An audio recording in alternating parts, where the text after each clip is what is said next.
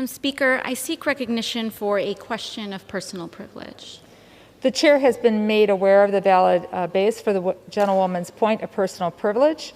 The gentlewoman from New York is recognized for 1 hour. Thank you, Madam Speaker. And I would also like to thank many of my colleagues for the opportunity to not only speak today, but for the many members from both sides of the aisle who have reached out to me in support following an incident earlier this week.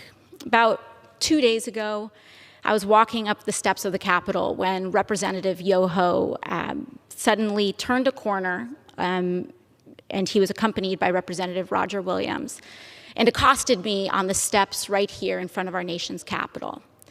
I was minding my own business, walking up the steps, and Representative Yoho put his finger in my face. He called me disgusting. He called me crazy. He called me out of my mind. And he called me dangerous.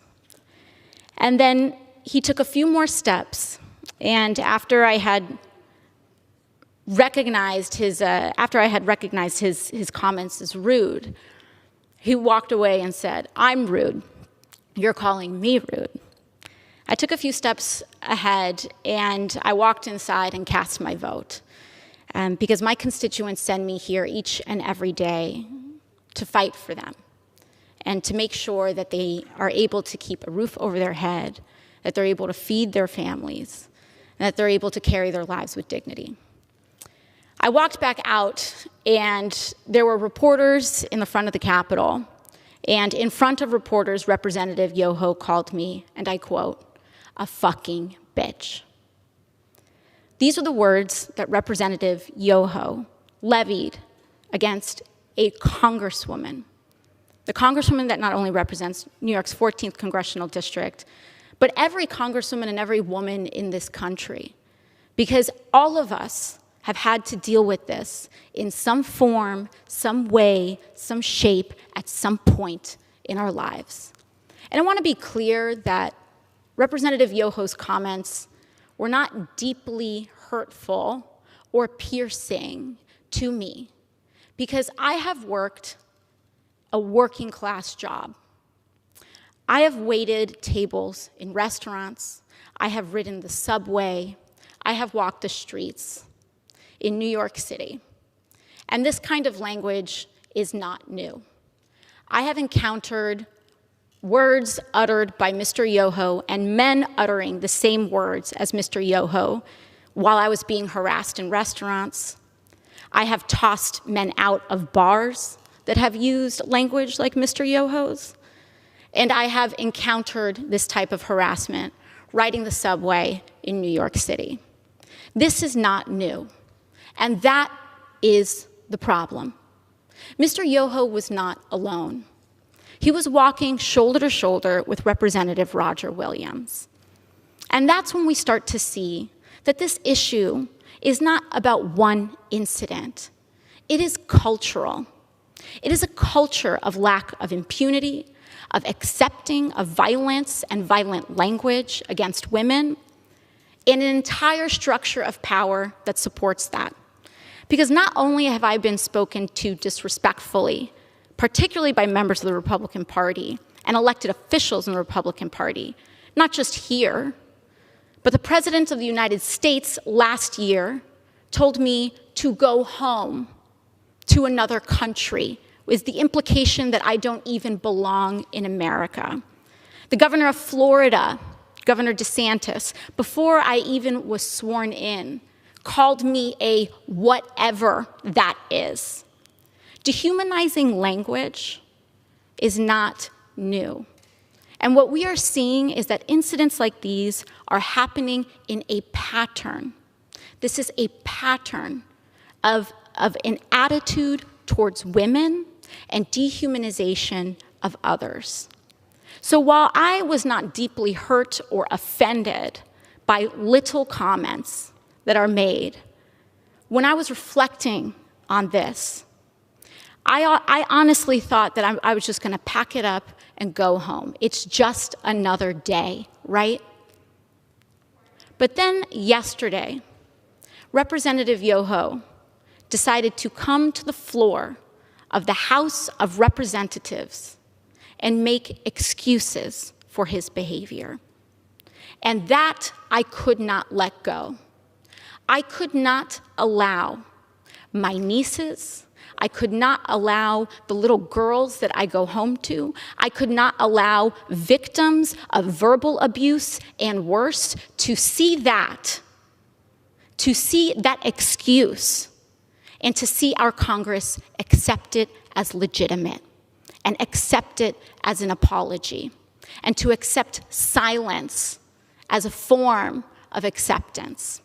I could not allow that to stand, which is why I am rising today to raise this point of personal privilege.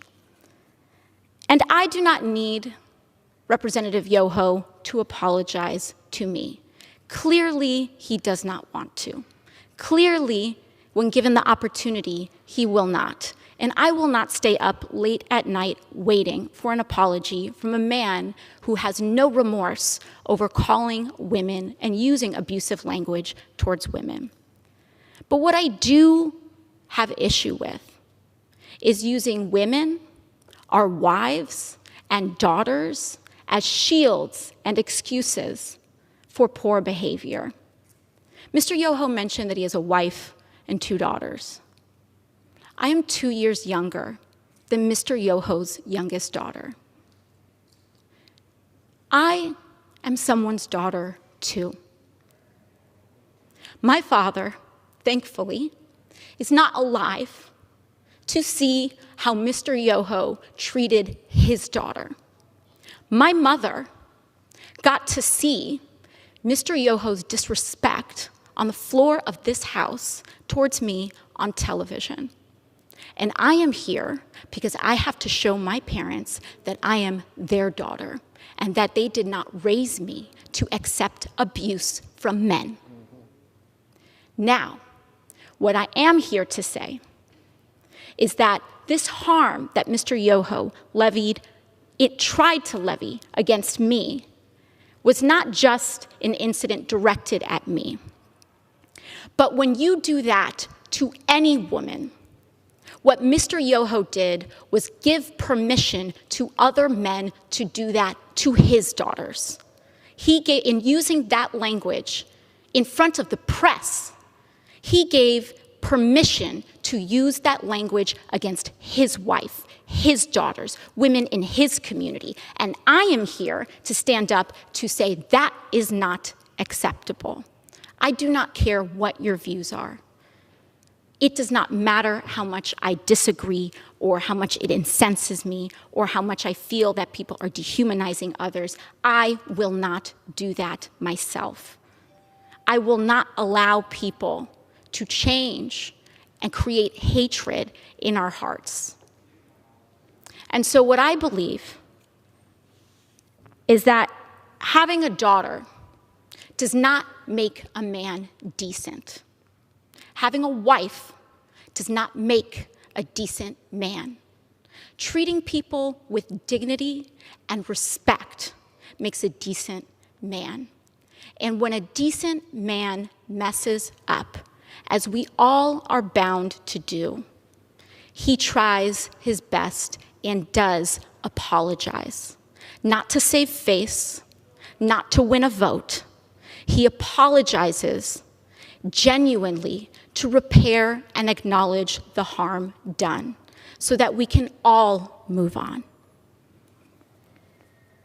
Lastly, what I want to express to Mr. Yoho is gratitude. I want to thank him for showing the world that you can be a powerful man and accost women. You can have daughters and accost women without remorse. You can be married and accost women. You can take photos and project an image to the world of being a family man and accost women without remorse and with a sense of impunity. It happens every day in this country. It happened here on the steps of our nation's capital. It happens when individuals who hold the highest office in this land admit to hurting women and using this language against all of us. But once again, I thank my colleagues for joining us today. I will reserve the hour of my time, and I will yield to my colleague, Representative Jayapal of Washington. Thank you.